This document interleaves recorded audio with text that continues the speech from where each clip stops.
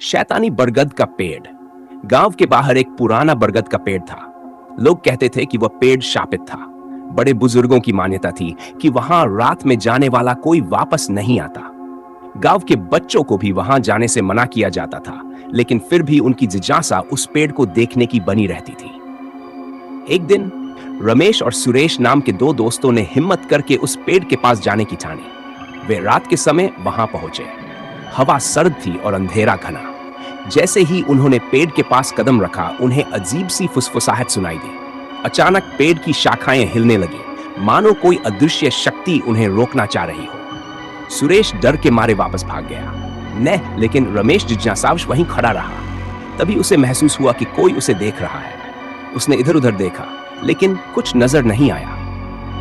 तभी एक पुरानी धुंधली परछाई उसके सामने प्रकट हुई। वह कोई और नहीं बल्कि गांव का बूढ़ा बाबा था, जो कई साल पहले उसी पेड़ के पास गायब हो गया था। बाबा की आत्मा ने रमेश से कहा, यह पेड़ शापित है क्योंकि यहां सदियों पहले एक निर्दोष व्यक्ति की हत्या हुई थी।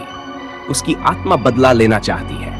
कोई भी जो यहां आता है, वह या तो गायब हो जाता है या फिर पागल हो जाता है। रमेश घबरा गया और दौड़कर गांव वापस आया। उसने सबको यह कहानी सुनाई, लेकिन कुछ लोगों ने इसे सिर्फ एक कल्पना माना। अगले ही दिन जब गांव वाले उस पेड़ के पास गए, तो वहां रमेश के पैरों के निशान थे, लेकिन रमेश खुद गायब था।